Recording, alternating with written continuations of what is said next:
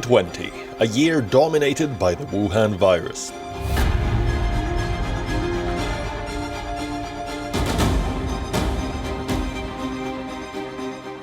It started in China. It's killing more people every day. A year that saw an unprecedented US presidential election.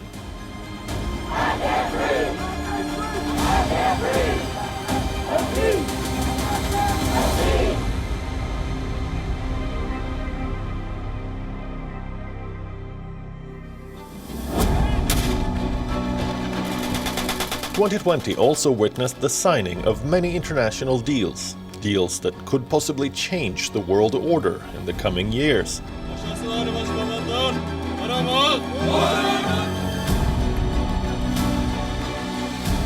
But largely, this year will be remembered for the pandemic that sent the world into lockdown.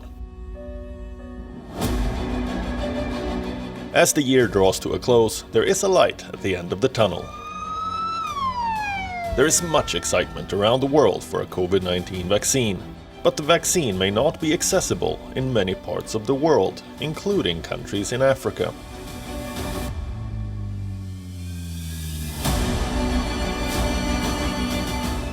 It's not the only challenge the continent is facing. Africa is witnessing upheavals across many regions.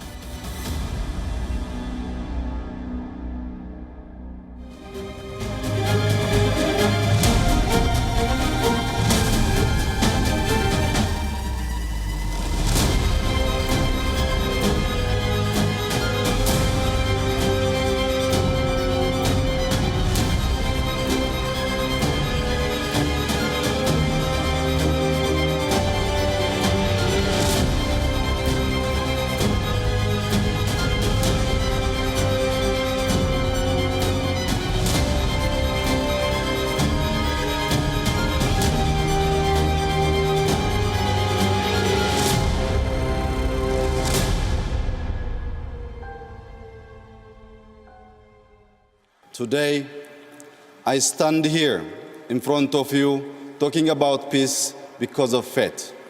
I crawled my way to peace through the dusty trenches of war years ago. I was a young soldier when war broke out between Ethiopia and Eritrea. I witnessed firsthand the ugliness of war in frontline battles. There are those who have never seen war but glorify and romanticize it. I call upon the international community to join me and my fellow Ethiopians in our Madammar-inspired efforts of building enduring peace and prosperity in the Horn of Africa.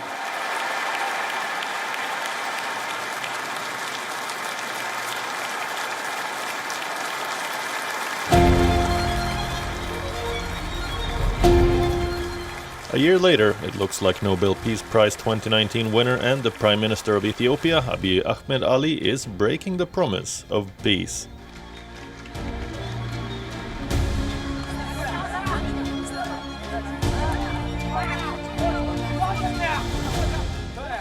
Fleeing bullets and bombs, 65-year-old Ethiopian farmer Berhan Ali managed to escape to Sudan. But this is not the first time he has come here. 35 years ago, he left Ethiopia to escape the famine of 1985. But this time he was forced to flee to save his family and himself from the conflict in Tigray. The reason I escaped is because of the war. But the main thing is that when I decided to come here, they were shooting heavy fire all over the village. That's why I decided to escape. Because of Abiy Ahmed, we weren't allowed to live in peace in our own village, because he sent his troops all over where I lived in the village.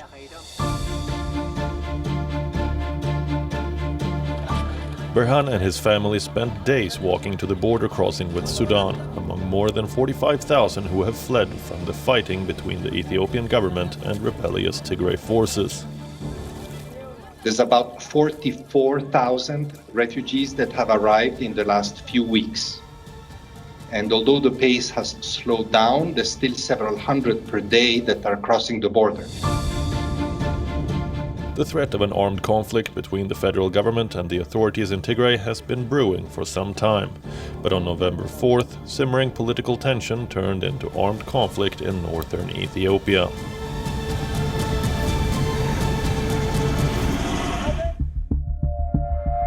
Ethiopia has a vast and multi-ethnic population.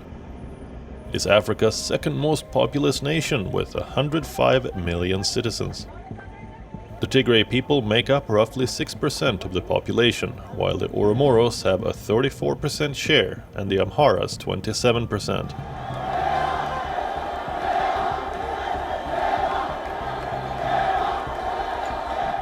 After Abiy Ahmed became the prime minister in 2018, Ethiopia's federal government and the Tigray regional forces started regarding each other as illegal. The country's first Oromo leader merged the ethnic and region-based parties of the Ethiopian People's Revolutionary Democratic Front, which had governed Ethiopia for 30 years, into a new party. While Abiy stated that he wanted to distance the country's politics from ethnic federalism, the move was seen as an opportunity to remove Tigray leaders from power completely. The tensions were building up for a while. Citing the coronavirus pandemic, Abiy postponed this year's general elections that were scheduled for August 26th, a move that Tigray opposed. TPLF went ahead and held their regional elections nevertheless in September 2020. The Prime Minister refused to recognize the results and threatened to pull federal funding. The situation escalated to violence on the 4th of November with an alleged attack by the Tigray People's Liberation Front on the Northern Command headquarters of the Ethiopian National Defense Force. 3 weeks later, the federal forces captured the Tigrayan capital of Mekelle on November 28th, following which Prime Minister Abiy declared the Tigray operation was over. Prime Minister Abiy Ahmed is wrong action transmitted to the people. He cannot seize Mekelle. The Tigrayans are much stronger than Abiy Ahmed. The Nobel laureate is leaving no stone unturned to reassure the media and his fellow countrymen. Mekelle is ours. It was built with our resources. We are not going to destroy it. Not even a single person was harmed by the operation in Mekelle. However, the committee that awarded the Nobel Peace Prize to the Ethiopian Prime Minister said that it was deeply concerned about the conflict and called on all parties to end violence. This is not the first time a Nobel Peace Prize recipient has come under scrutiny. Aung San Suu Kyi, who leads the Myanmar government and won the Nobel Peace Prize in 1991 for campaigning for democracy, has been criticized for failing to stop the persecution of the Rohingya Muslim minority.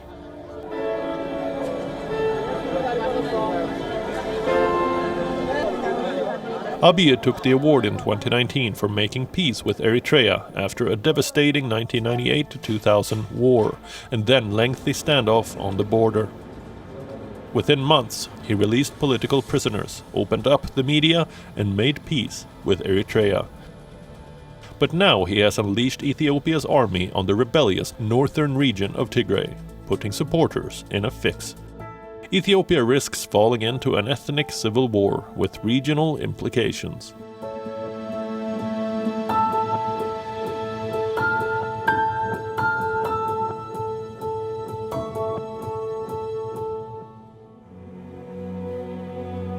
The Horn of Africa is one of the most underdeveloped regions on Earth, comprising of 4 countries: Somalia, Ethiopia, Eritrea, and Djibouti.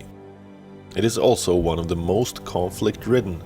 If the conflict between the Ethiopian government and Tigray authorities escalates, it will spill over to neighboring countries.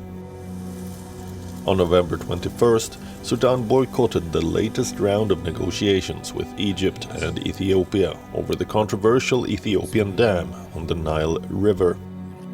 Ethiopia views the project as essential for its electrification and development.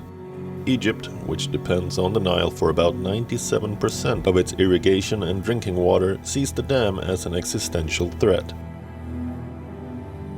Sudan fears that millions of lives would be at great risk if Ethiopia unilaterally fills the dam. The three African nations have once again failed to agree on a new negotiating approach to resolve their years-long dispute over the controversial dam.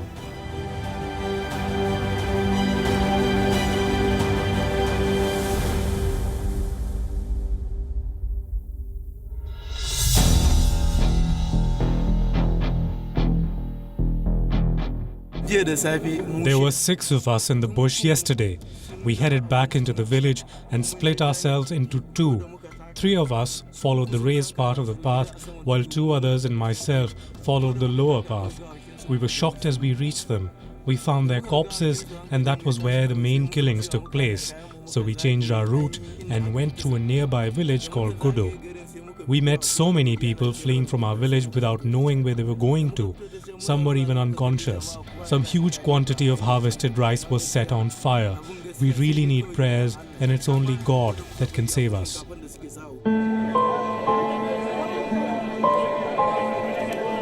On November 29th, villagers in northeast Nigeria's Borno State buried their friends and families. 43 farmers were killed in an attack by suspected Islamist militants, while security forces searched for dozens of people who were still missing, including 10 women. Roughly 30 of the men killed were also beheaded in the attack. Boko Haram has killed many of us. 32 people have been slaughtered. We need assistance. We need some weapons and armed men because we have youth who can volunteer to guard our farmers while working on the farm. Please do this for God's sake. Boko Haram, Nigeria's militant Islamist group which has caused havoc in Africa's most populous country through a wave of bombings, assassinations and abductions, is back in news.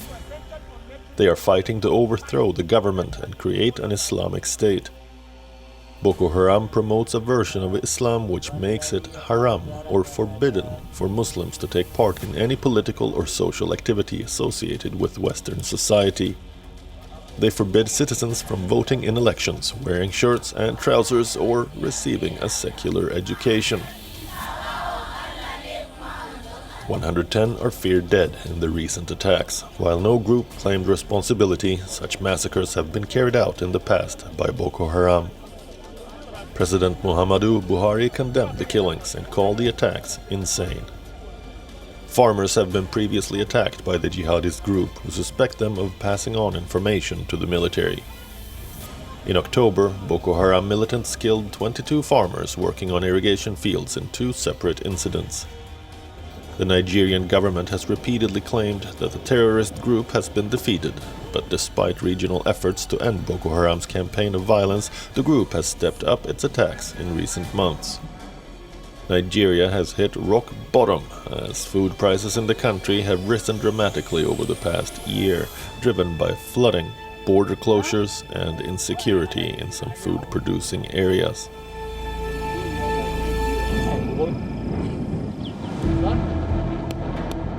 Libya has been in a long-running conflict for around a decade now. The North African country is split between a UN-supported government in the capital Tripoli in the west and rival authorities based in the east. The 2 sides are backed by an array of local militias as well as regional and foreign powers. The country was plunged into chaos after the 2011 NATO-backed uprising. It toppled and killed longtime dictator Muammar Gaddafi.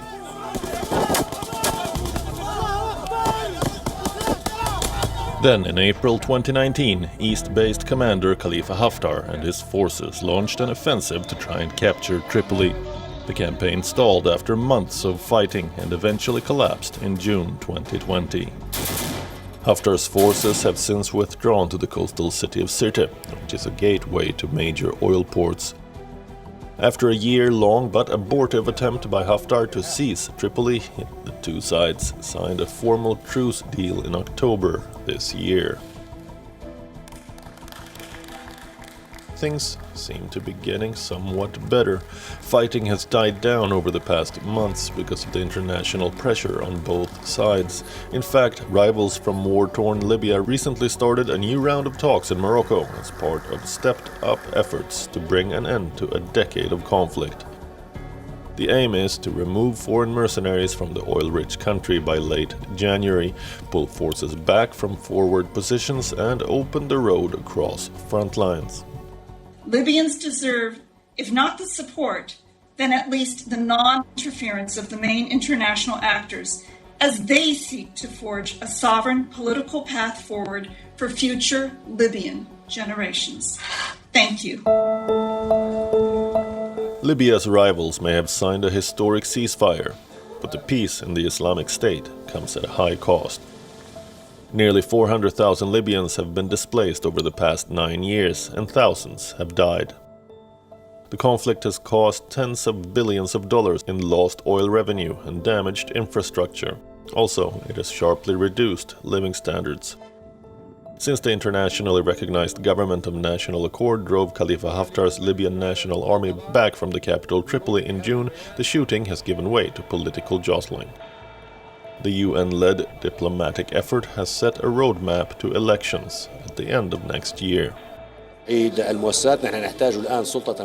need an executive power that will help unify the divided institutions in Libya, and that same power will try to alleviate the suffering of Libyan citizens who suffer from lack of liquidity, gas, electricity and gasoline.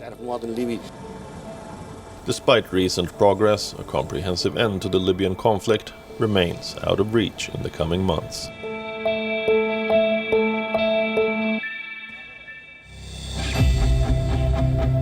About 5 years ago, Burkina Faso was seen as a terrific tourist destination for Europeans, one of the friendliest and safest countries in all of Africa.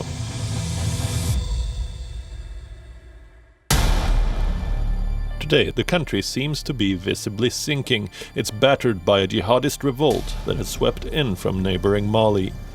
According to a local monitoring group, the Observatory for Democracy and Human Rights, more than 1,650 civilians and soldiers have died since 2015, a figure that some say is probably just a fraction of the real tally. Nearly 1 million people have fled their homes. The terrorist menace that first grabbed global attention in Afghanistan in 2001 and was later reconfigured in Iraq and Syria has found a fresh center of operations. Burkina Faso lies in the heart of the Sahel, whose leaders have joined a French-backed effort to roll back jihadism in the vast semi-desert region. For several years, Burkina Faso seemed immune to jihadist attacks. According to some analysts, it was the result of a secret deal between the then president Blaise Compaoré and militant groups. After Compaoré was ousted in 2014, the armed forces were essentially muzzled. They were deprived of funding, equipment and training. The government of President Marc Christian Kabore took power in 2015. As the jihadist attacks mounted, the armed forces continued to face defeats. Some say Kabore has done little to quell the relentless jihadist attacks.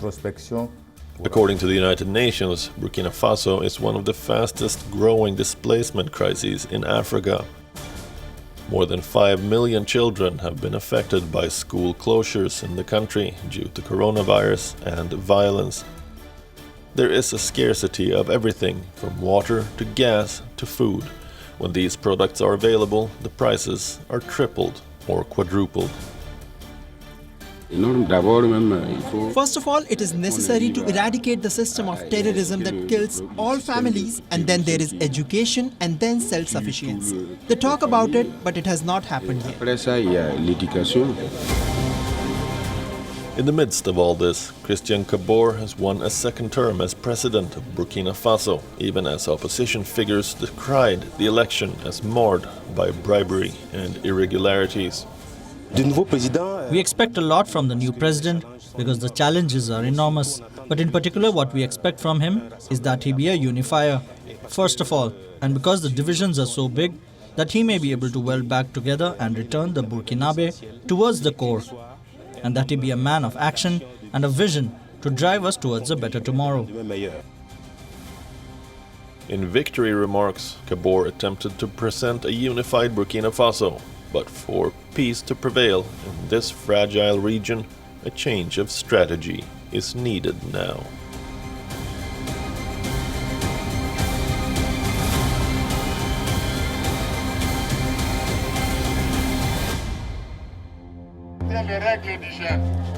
On November 18th, the Democratic Republic of the Congo declared an end to its Ebola outbreak, nearly 6 months after cases were reported.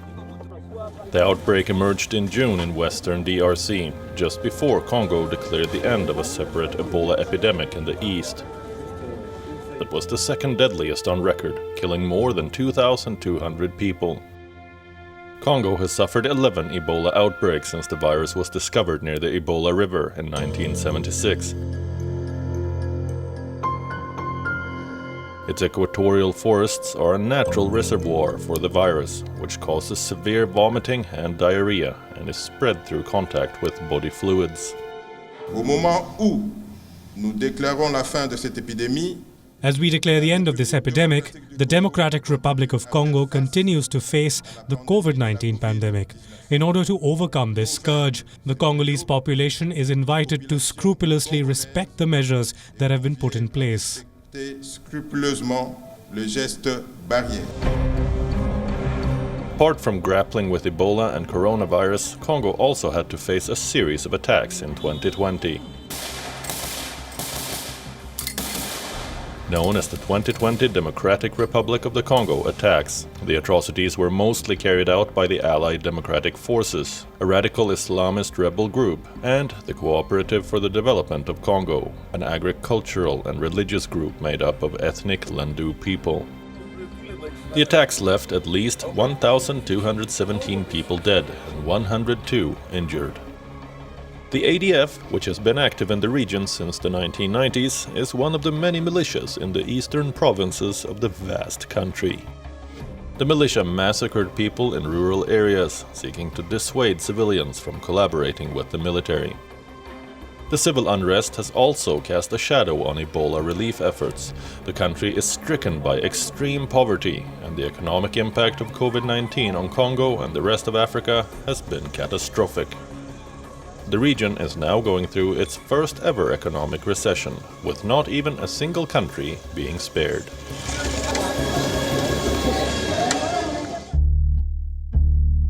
This year, Nigeria topped South Africa as the continent's biggest economy.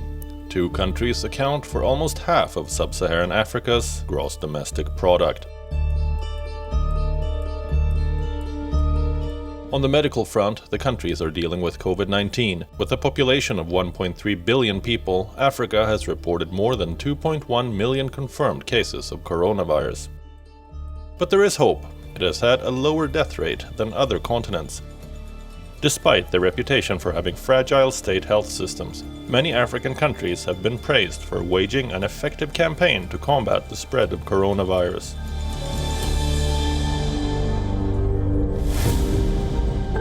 However, mass vaccination against COVID-19 is unlikely to start in Africa until midway through next year. Most of Africa lacks the infrastructure to preserve these vaccines, but the success of a COVID-19 vaccine will hinge on its delivery. However, some things are certain. The world cannot defeat COVID-19 without including Africa in the global response, and a successful response to this pandemic will require Pan-African solidarity.